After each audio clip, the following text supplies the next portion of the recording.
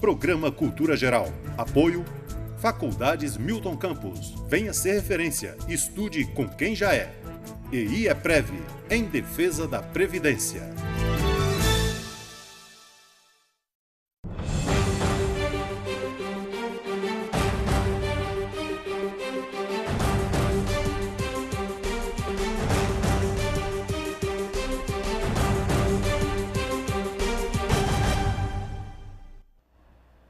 Muito boa tarde, começando agora mais um programa Cultura Geral.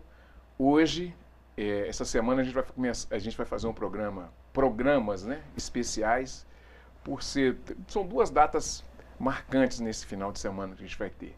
Dia das Mães, né, e também da abolição da escravatura. Então, casando esses dois temas, eu vou levar o programa durante a semana inteira, abordando esse tema aqui. Nós teremos aqui, além dos convidados de hoje, a gente vai ter aqui quilombolas, vamos ter mestres, vamos ter psicólogos, vamos ter uma série de pessoas, vamos ter médicos. Então nós vamos falar de uma série de coisas relacionada à maternidade, a ser mulher, o desenvolvimento da mulher na nossa sociedade, desenvolvimento da mulher como qualidade de ser humano, que até isso, né, foi negado às mulheres, né, e as mães obviamente estão dentro desse contexto. Então a gente vai discutir aqui com muito carinho, com muito amor, com muita ternura, mas também com muita sabedoria, tentando levar até você uma realidade que às vezes você não consegue ver em televisões abertas, em canais de informação nacional, e a gente consegue fazer aqui na TV Banqueta, que é uma televisão ligada mais ao público local, uma análise mais pungente, mais humana daquilo que é o ser humano, a mulher, né, os negros, a mulher negra, a mãe negra, a mãe de uma forma geral. Eu acho que isso tudo precisa ser discutido, precisa ser debatido, não só em um dia comemorativo, mas sim como uma situação de análise e uma situação também que a gente precisa desenvolver ao longo do tempo. Sejam todos bem-vindos nessa sala de bate-papo. Me alonguei aqui na abertura, mas é necessário porque é uma semana de pensamento crítico com relação à evolução feminina. Sejam todos bem-vindos nessa sala de bate-papo e é um prazer vocês deixarem entrar na sua casa e fazer parte do seu dia a dia. Estamos recebendo aqui minha amiga, doutora Vanessa. Seja muito bem-vinda ao programa. É um prazer te receber para a gente poder tratar desse assunto. E assuntos tão eminentes, né, na nossa sociedade, tão antigos, mas tão presentes na vida da gente, né, doutora? Seja muito bem-vinda. Eu que agradeço, viu, Ederson? Eu quero até ressaltar que esse programa tem feito um trabalho necessário, sabe? Dentro de Nova Lima e no mundo todo, porque é transmitido para o mundo inteiro, né? Mas eu te falo que é disso que a gente precisa mesmo, discutir questões que vão influenciar o nosso dia a dia. Sabe? Prazer também por estar aqui com você, Bárbara. Prazer em te conhecer, viu? E vamos conversar. Essa menina da TV já está acostumada, viu, Bárbara? Você também já era do rádio, da TV também, já está acostumada. Seja bem-vinda, é um prazer te receber. E a gente tratar de todos esses assuntos, essas temáticas todas que eu falei aqui, é importante, né, Bárbara? Com certeza, é importante. Boa tarde, pessoal.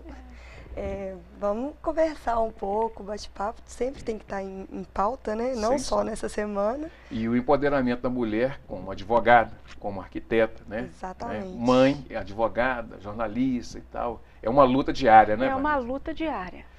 Mas é uma luta tão boa, Ederson.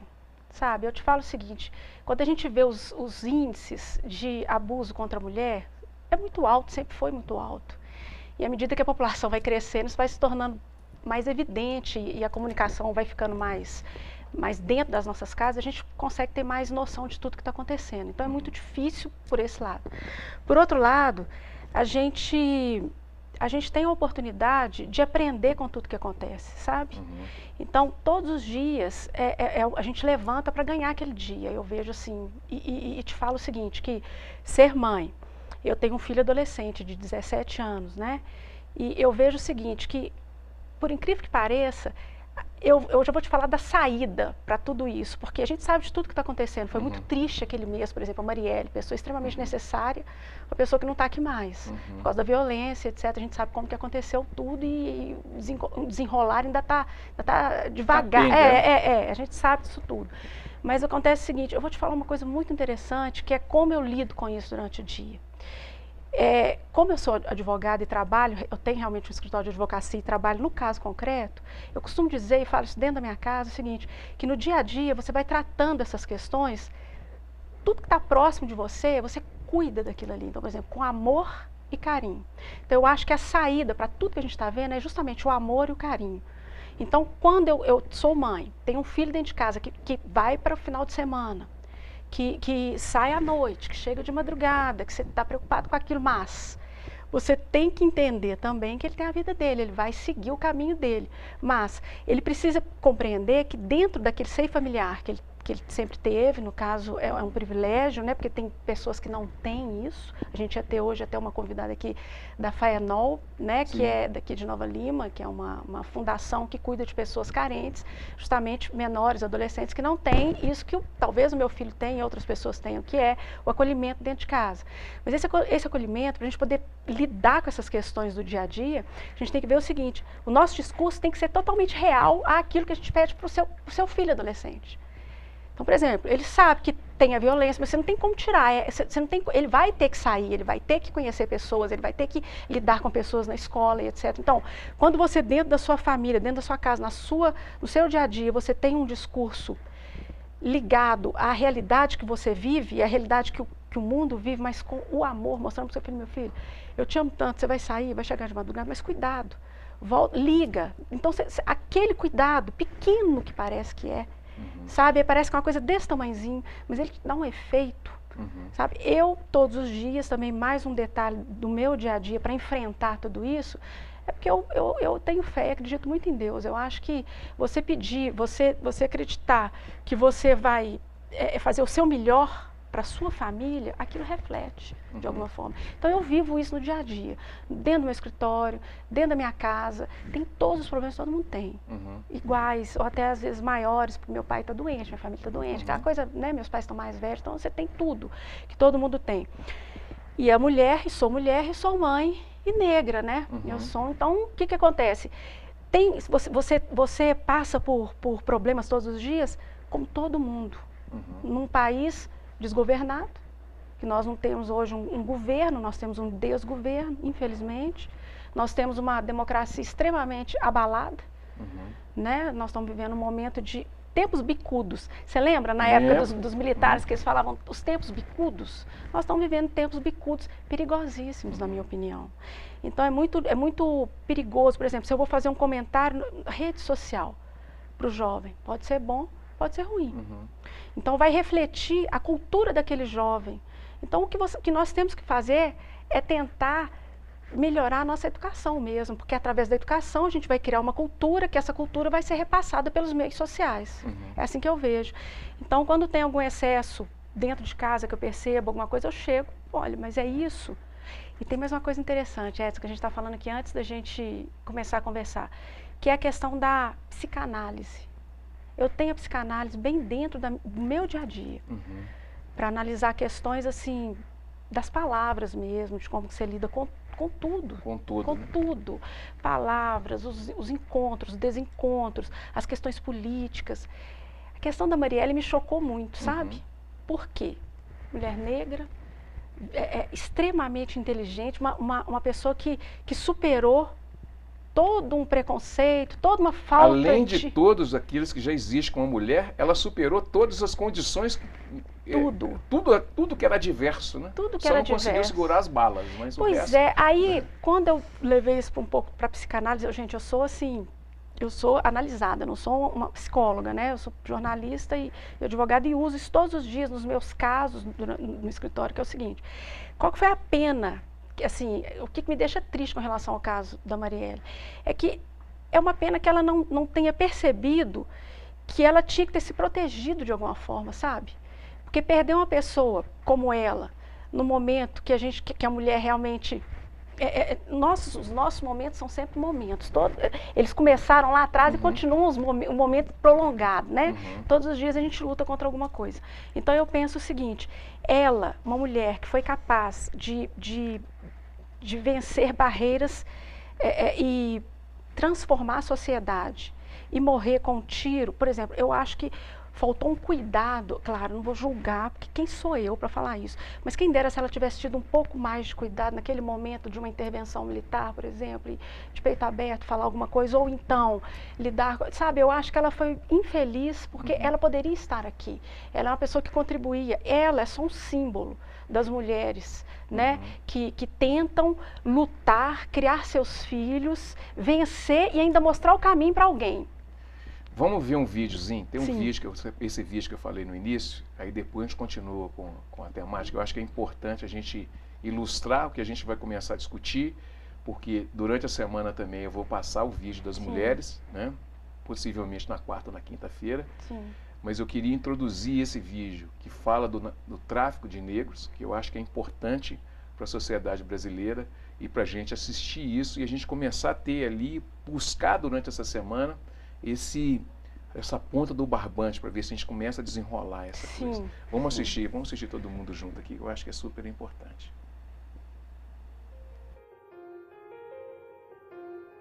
Você já se perguntou por que as pessoas que são descendentes de africanos estão em várias partes do mundo hoje?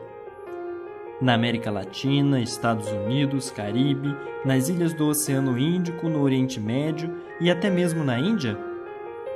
Há centenas de milhares de anos, os primeiros seres humanos deixaram a África, nosso continente de origem, para povoar o resto do mundo. A resposta para nossa questão, porém, nos leva a um período não tão distante, doloroso e que ainda afeta a imagem que muita gente faz dos africanos e de seus descendentes. A escravidão é uma instituição universal. Em outras palavras, ela existiu de várias formas em muitas culturas e sociedades.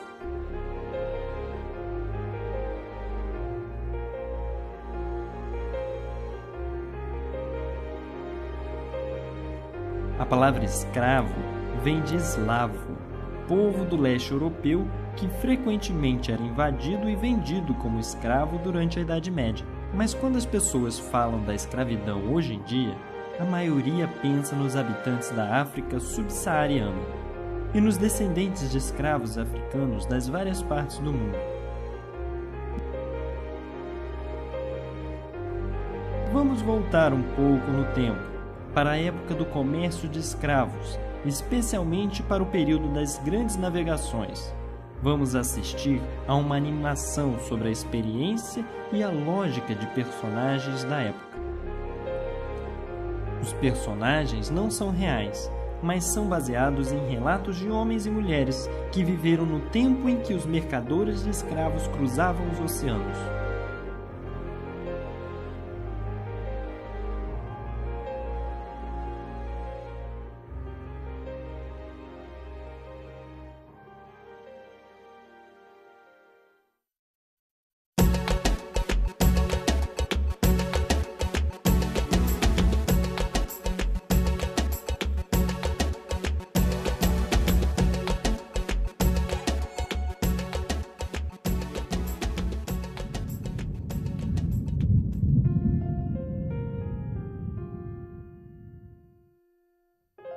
Sr. Brooks é um grande comerciante de escravos de Liverpool, na Inglaterra.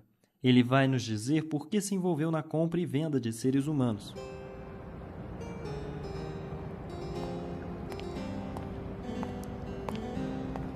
Graças aos esforços dos portugueses e espanhóis, a cana-de-açúcar se adaptou ao clima do Novo Mundo.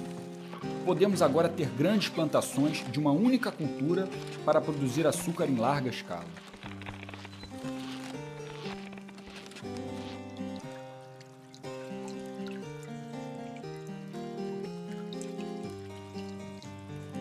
As grandes famílias europeias eram apaixonadas por açúcar, mas o alto preço impedia as pessoas mais pobres de comprá-lo. Então tivemos que reduzir os custos de produção, tanto quanto possível. No Novo Mundo, tivemos a terra certa e o clima adequado para a produção em massa de cana-de-açúcar, mas essa cultura exigia uma grande força de trabalho. Quase todos os índios morreram por causa de doenças trazidas pelos primeiros colonos europeus e pela grande crueldade dos conquistadores. Os poucos sobreviventes eram, em teoria, protegidos pela igreja. Os colonos não poderiam, portanto, explorá-los da forma mais rentável para o seu comércio.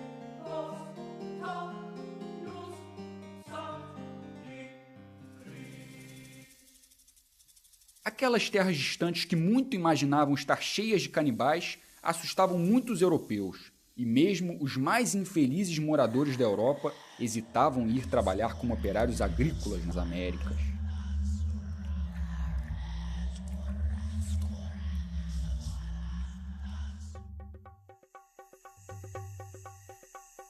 Então, decidimos ir para o continente negro. Nós já mantínhamos boas relações comerciais de longa data com vários reis africanos e alguns grandes comerciantes, com os quais trocamos principalmente marfim, ouro e especiarias.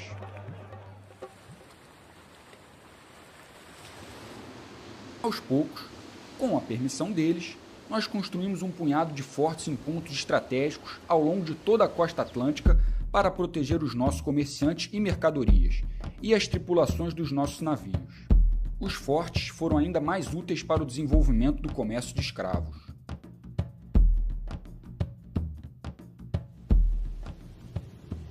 A partir do século XVI, as grandes potências marítimas europeias da época, Portugal, Inglaterra, Espanha, Holanda, França e Dinamarca, começaram a fazer dinheiro neste comércio. Os navios deixavam os portos europeus carregados de armas de fogo, tecidos sofisticados, bebidas e produtos de luxo.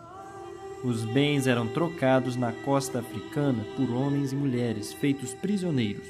Eles eram então vendidos no Novo Mundo e forçados violentamente à escravidão. Esses barcos seguiam depois pelo Caribe ao longo da costa atlântica da América do Norte, antes de voltarem para a Europa carregados com açúcar, café, algodão, cacau, metais preciosos e outros produtos. Outros barcos praticavam esse comércio ligando a África às Américas, especialmente o Brasil.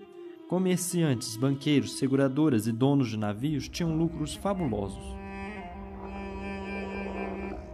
O mesmo modelo econômico que foi usado desde o início do século VI até o início do século XX foi o centro do comércio de escravos no mundo árabe e muçulmano. Durante vários séculos, as forças vitais do continente africano foram roubadas para beneficiar outras sociedades que se enriqueciam e se desenvolviam sobre a expulsão violenta e o trabalho forçado de dezenas de milhões de filhos e filhas da África.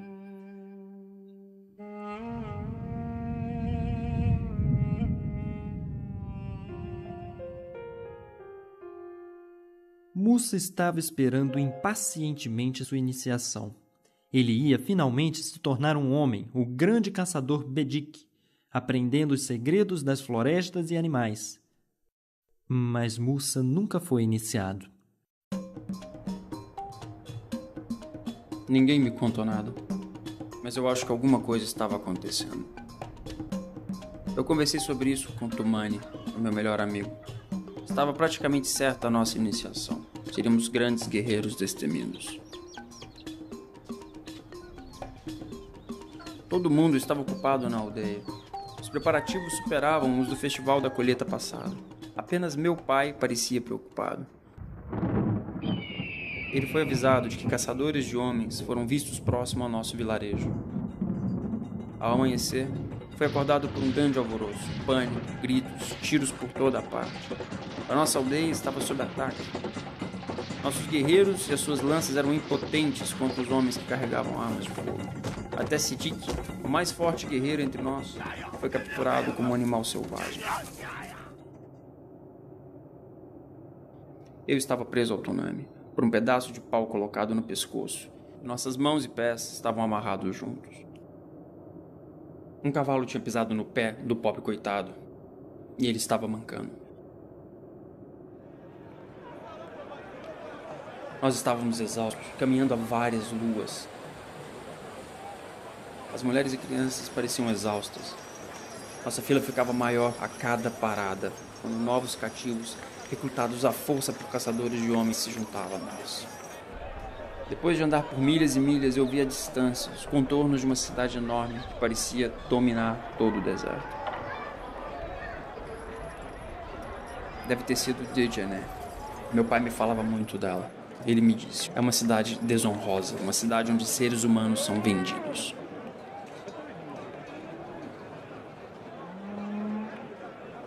Dois homens vieram ao pátio, onde estávamos sendo mantidos.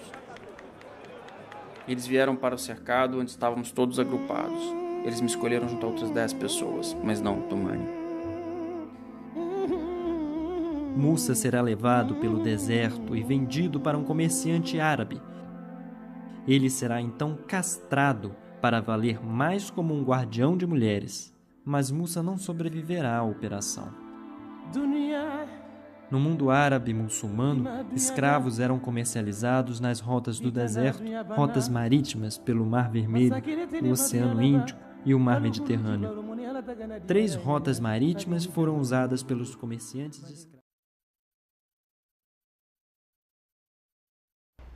Muito bem.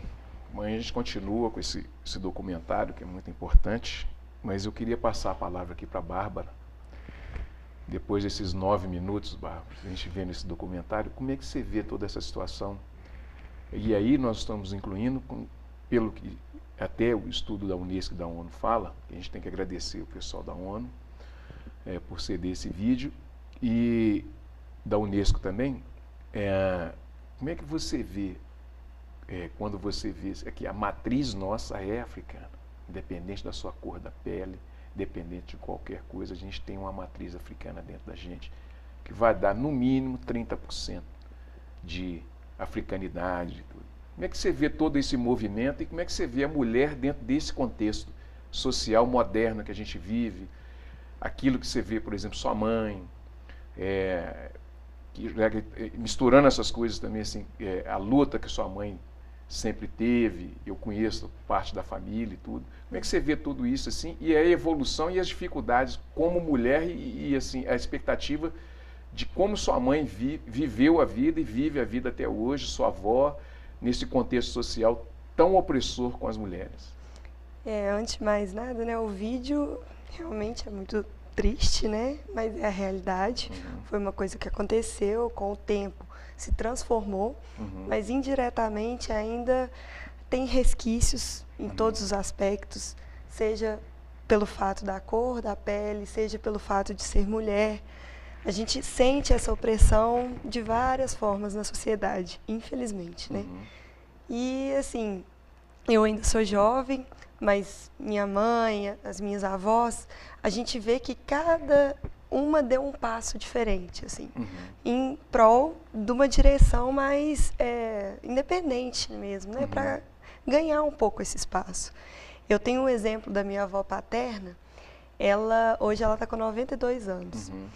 Ela que foi a provedora da família. Ela era mãe de 4 filhos e ela que trabalhava de manhã, de tarde, de noite e punha o dinheiro em casa. Sim. O meu avô, ele tinha uma fazenda, ele cuidava da fazenda, dos gados, mas quem punha o dinheiro, de fato, era a minha avó. Isso, quando eu descobri, que faz pouco tempo, relativamente, para mim foi uma glória, assim, porque a gente tem aquela imagem, né, 90 anos atrás, era a mulher submissa ao homem. Né? A mulher era sempre dona de casa, cuidando dos filhos. E o homem que tinha que sair para trabalhar, para trazer o dinheiro para casa. E eu vi, numa geração relativamente antiga, uma situação totalmente inversa. Isso, quando eu fiquei sabendo, eu até falei com ela, falei, Dinha, a gente chama ela de Dinha, né? Isso é um exemplo para mim. Porque no meio de tanta submissão, né? Tanta uma sociedade patriarca, né?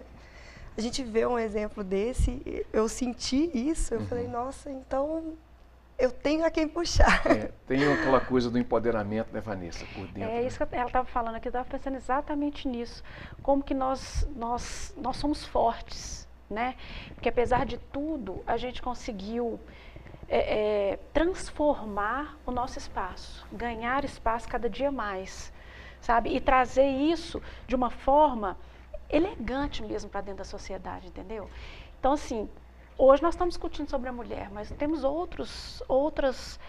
temos os transexuais, eles estão trilhando também um caminho que não vai ser tão difícil quanto o nosso, porque o nosso foi o primeiro, né?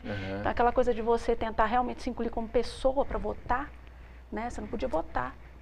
Você não podia opinar, você não podia, a mulher não Tem tinha. uma coisa que a Duda falou aqui no programa, que foi interessante, a Duda Salabert, ela falou o seguinte, falou assim, nós ainda estamos tentando entrar na qualidade de ser humano. Eu vi.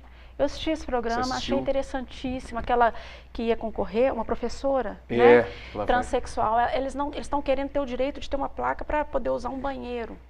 Então, assim, o que nós temos que pensar. Eu venho de uma faculdade que é a Milton Campos, por incrível que pareça, assim, eu fui muito feliz todo o tempo que eu estudei lá, porque eu acho que é uma faculdade realmente que forma cidadãos conscientes do direito mesmo, sabe? E quando eu lembro que um dos professores que eu muito admirei lá dentro, todos são muito bons, o Caetano Levi Lopes foi meu orientador, porque eu nunca vi uma pessoa tão correta, mas eu queria falar do Marcelo Milagres, que era um professor que já não está lá mais, está na UFMG. Ele falava o seguinte, o direito é uno. Ele ensinava direitos reais, mas ele falava, o direito é uno. Nós precisamos coexistir com os outros. Como que a gente faz isso? Por intermédio do respeito. Então, se você respeita todo mundo, todos os seres vivos, as plantas, os animais e principalmente as pessoas, você coexiste. Você coexistindo, você tem o seu espaço, não invade o espaço do outro. Então, aquilo ficou muito marcado para mim e a luta do dia, aí é onde eu falo que, como jornalista, várias vezes eu fui produtora de um programa de televisão chamado Café com Notícia e um outro chamado Palavra Cruzada. E eram programas polêmicos que traziam discussões para a formação de opinião. Então nós fomos ceifados numa determinada época, quando a gente começou a falar de mensalão, deu um problema danado. Tivemos que sair, o programa saiu do ar, uma confusão. E nesse meio tempo eu resolvi fazer o curso de Direito. Por causa disso, assim, eu era sou pós-graduada em comunicação, aquela coisa toda, mas falei, vou fazer o direito porque o meu chão não vai ser tirado como foi tirado no jornalismo. Porque calar a boca de o jornalismo tem uma coisa muito interessante, que é uma função social, de apontar onde tem um problema, para que a sociedade vá se ajustando e tentando diminuir aquilo ali, ou pelo menos se ajustar a ela, né? E nós tivemos várias vezes na nossa história, o jornalista foi muito perseguido, até hoje é. Então, é difícil fazer um programa como esse que você está fazendo, que é um programa que vem pessoas, eu tenho acompanhado, desde que ele me convidou, eu comecei a prestar atenção no dia a dia, a gente está naquela correria, mas agora eu paro e estou muito feliz de ver o seguinte, as pessoas que vêm aqui são pessoas ligadas à área da educação, a maioria das vezes, e cidadãos como nós que consumimos essa educação. Então, casa direitinho, por quê? Porque é o que eu te falei.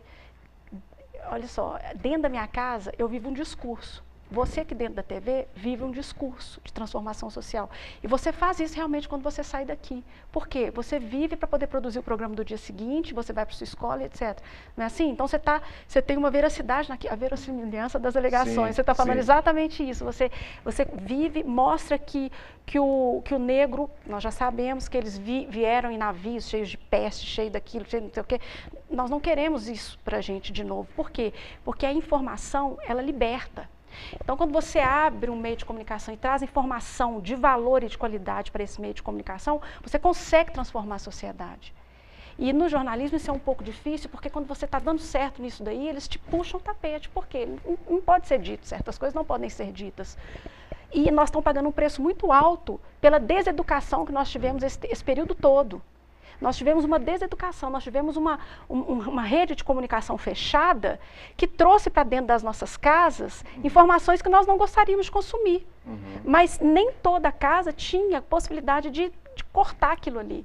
Então, por quê? Porque o jovem, ele quer ver e etc. Então, foge ao nosso controle. E nós passamos por isso e estamos colhendo agora a deseducação nossa, a nossa falta de cultura. Porque a gente precisa construir nós temos uma cultura bonita, que é a nossa cultura do africano, que veio, que se misturou com o índio, os jesuítas, etc. É uma mistureba total, mas uma mistura que dela é possível fazer uma sociedade construtiva. Sim, inclusiva. Inclusiva, uma sociedade. Agora, Vanessa, deixa eu te fazer uma pergunta. Quando você vê essa trajetória, e esse documentário não acaba hoje, vai ser uma novelinha até quinta-feira. Quando você vê todo esse movimento, como é que você enxerga toda essa eu vou usar Balma de novo, que não tem como não usá-lo, né, essa liquidez do negro, da sociedade transformadora que está representada, essa coisa que as pessoas não pensam assim, de onde é que saiu tanta gente negra que está espalhada por mundo, na Europa, na América Latina, na América do Norte e tal, e as pessoas ainda não enxergam isso, ainda não não enxergam, assumem, né? Não assumem isso, né? Essa coisa da eugenia, ela ainda é muito forte ainda na consciência nossa? Eu acho que essa coisa da gente querer não enxergar a realidade, porque a realidade é o seguinte, nós, pelo menos no Brasil e no mundo, há uma mistura de raças mesmo. Não adianta querer fazer a eugenia. Vamos transformar todo mundo em branco e o negro ele é para servir, etc. Casa Grande e Senzala, você deve ter lido esse livro, que é interessante. Inclusive, não os li. brancos surtam, né? Quando os negros, através da informação, percebem que eles são seres humanos e que merecem o mesmo que todos têm. Então, quando a gente chega nesse nível, é uma luta, aí vira aquela... Mas é no caos que a coisa se transforma. No momento do problema, nós estamos vivendo um momento riquíssimo, perigosíssimo e rico, porque é nele que a gente vai realmente transformar. Eu estou com muito medo das eleições, porque a gente não... Por exemplo, mais uma vez, a gente, pela falta da educação e pela falta da nossa cultura, a gente não abriu para que outras pessoas concorressem às eleições. Eu não teria nenhum candidato, não, mas eu falo assim, continuou engessado da forma como era. E nós não temos candidatos que nos... Pelo menos eu não tenho candidato que me represente, estou falando por mim. Eu não tenho candidato que me represente, eu estou com muito medo dessa eleição, porque a gente não tem... A gente tem aí um cardápio, mas a gente não tem uma coisa que te favorece, que realmente te representa. Por quê? Porque tem capacidade de chegar lá e transformar alguma coisa. Se a gente continuar da forma como está, nós vamos implodir em pouco tempo. Nós já estamos implodindo, porque está um país, se nós formos olhar, as leis trabalhistas, por exemplo, é um exemplo disso. É outro medo que eu tenho. Como é que amanhã se nós vamos mexe discutir aqui de novo, mais lei? uma vez, a relativização do direito na presunção da inocência. Sim. Com a prisão em segunda instância. Pois é, eu acho que nós estamos dando diversos tiros no pé. Mas é um tiro no pé atrás do outro, isso é muito perigoso. Eu acho o seguinte, nós precisamos continuar debatendo para que a gente saiba que ainda tem pessoas que são capazes de compreender o momento. Nós não podemos pular no abismo, e é o que pode estar acontecendo no momento, sabe? Bárbara, deixa eu te colocar nessa conversa. Direito já não é comigo. Eu sei, Desculpa, eu sei. Bárbara, Como é que mas você se problema. vê profissional no meio disso tudo, sim? No meio de uma sociedade que está borbulhando. Você não é do direito, mas você tem amigos no direito. Eu, por exemplo, sou do direito. A Duda é do direito, a Amanda e tal. Então, como é que você se vê no meio dessa ferveção toda, como mulher? E como é que você olha de cima para baixo e de baixo para cima, assim? Como é que isso pode transformar a vida das pessoas, da sua família, por exemplo, da sua mãe, da sua... Bom, de fato, a gente está numa situação terrível, acho que em todos os lados, politicamente, economicamente, socialmente, mas eu tento acreditar, né, e talvez seja uma forma de esperança, que penso que todo esse caos foi necessário, está sendo necessário para depois ter uma coisa muito boa, porque nós ficamos por anos aguentando calado, tanto como mulher, né? Quantos e quantos anos passaram a mulher sendo submissa ao homem? Quantos e quantos anos os escravos foram submetidos à escravidão? E tudo só mudou depois de uma revolução, né? De um caos. Então, estou tentando, né? Eu acho que, porque se a gente ficar pensando, né? Que a gente pensa muito isso e dá um medo, dá um desespero. Só que, infelizmente, a gente não consegue mudar tudo, não tem como mudar o governo. A gente tem que votar conscientemente. Igual a Vanessa falou, eu também não vejo hoje nenhum candidato que me represente. E isso me dá medo também. Só que eu tenho esperança que depois desse caos vai ter uma florzinha assim que vai florir e vai melhorar as coisas. Deixa eu te fazer uma pergunta assim, bem pessoal. Você quer ser mãe? Claro, com certeza. O que você imagina assim quando você pensa, pô, eu quero ser mãe, assim, o que você pensa? Por que eu estou fazendo essa pergunta? Porque você é uma geração que, por exemplo, a Vanessa está aqui e ela é mãe de uma pessoa que está dentro da sua mesma geração, dentro da mesma... Sim. Então, assim, o que seria ser mãe para você, ideologicamente, pensando assim lá na frente? Te traz alguma segurança, alguma insegurança? Como é que você vê a sociedade, sabe? Como que seu filho vai ser acolhido nessa sociedade? Isso te traz algum anseio?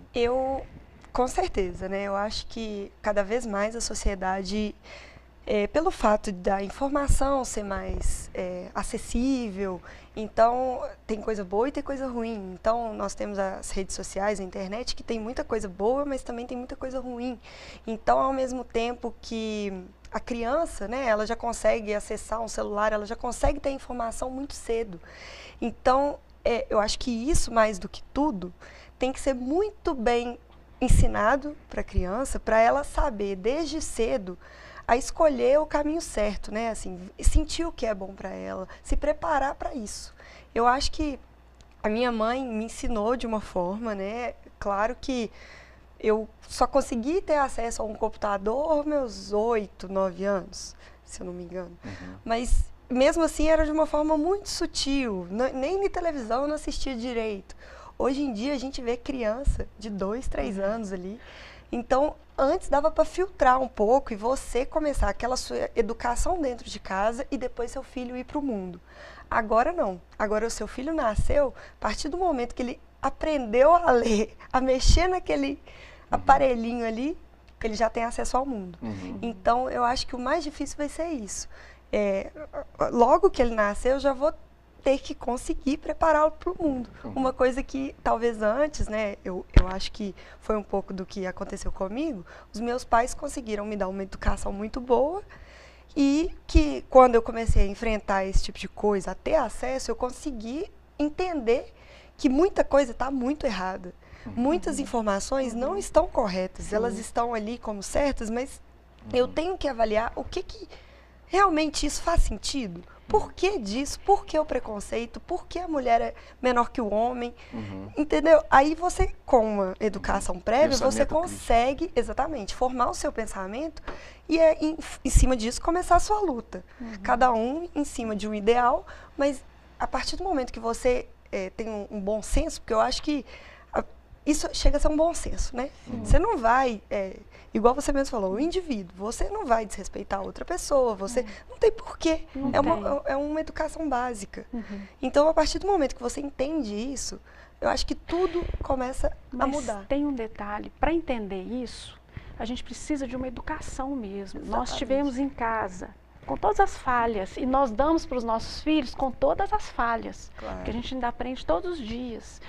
Agora, o problema que eu vejo maior é que nós temos uma falha tão grande na educação que gera falta de preparo, que vai gerar um desemprego, que vai gerar uma família que nem chegou a se formar, você já tem lá 2, 3 filhos, da família nem formou. Então, a gente, infelizmente, nós temos que trabalhar muito a educação mesmo, mas a educação de base, lá atrás mesmo, de todo mundo. Com certeza. Mas uma educação responsável, uma educação baseada no respeito e no direito mesmo. Se a gente tem regras que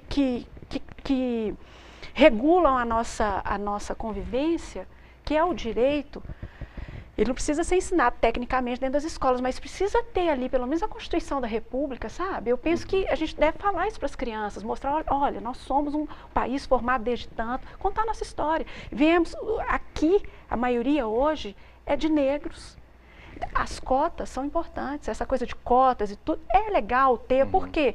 Porque é o nosso caminho para chegar quem dera se não precisássemos ter cotas. Uhum. Né? Eu explico essa discussão, etc. Tudo é muito válido para fomentar. Só que para discutir nós estamos precisando estudar mais. Uhum. Porque o que nós estamos discutindo ainda está raso. Nós precisamos discutir o respeito. O respeito vai trazer toda a solução. Não existe solução para nada. É utópico, assim, você ficar falando que nós vamos ver na sociedade. Não tem receita de bolo. Não tem receita nem para criar filho, nem para ser mãe negra nesse país, não tem receita. Você tem que pegar o dia a dia e pensar assim, venço hoje. peraí, esse negócio está aqui, isso aqui está errado, não vou admitir isso para mim aqui não, tá?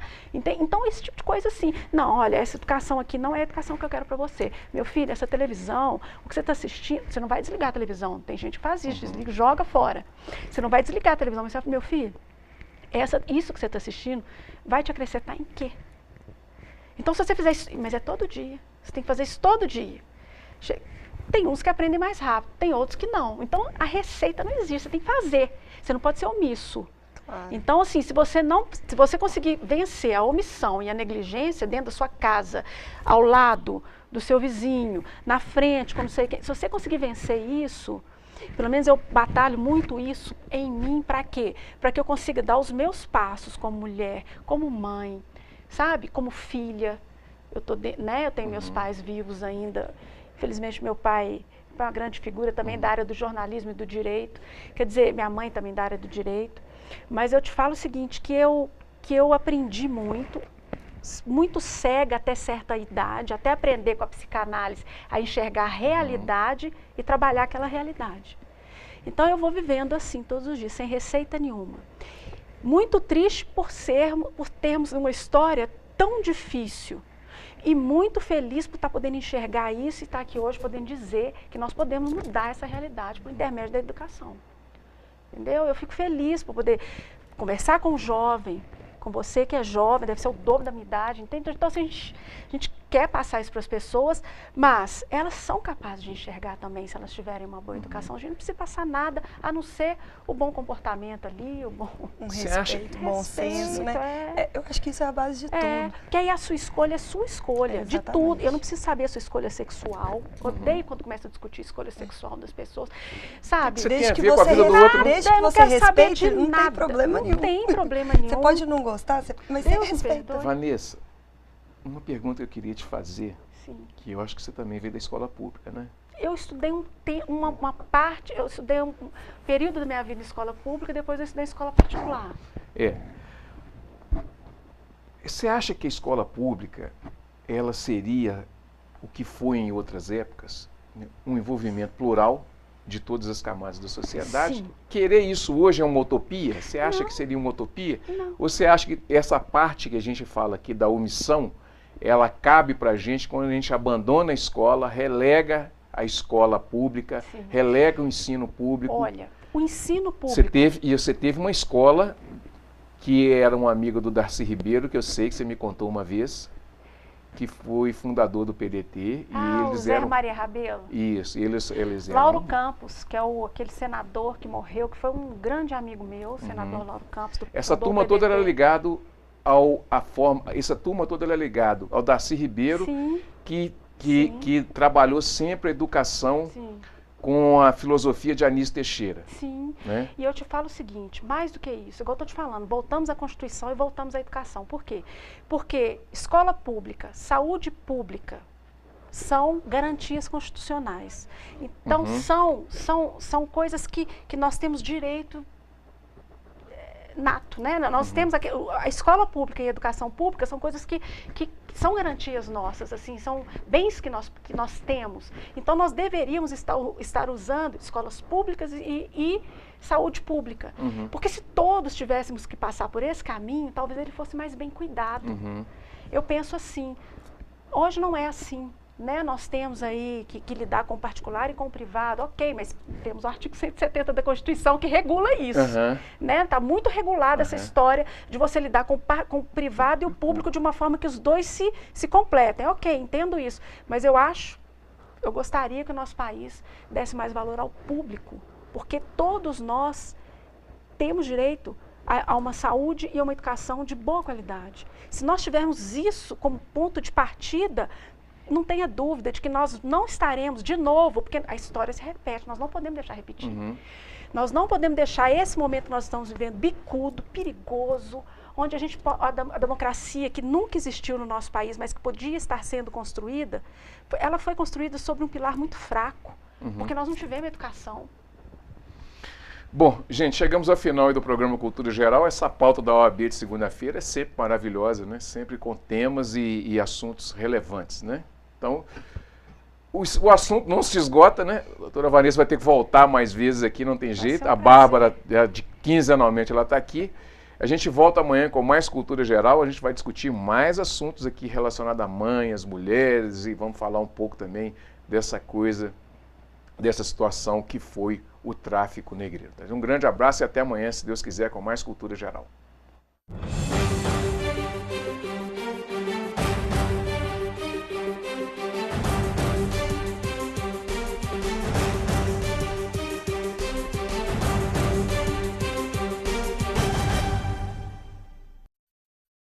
Programa Cultura Geral. Apoio Faculdades Milton Campos. Venha ser referência. Estude com quem já é. EI é Prev, em defesa da Previdência.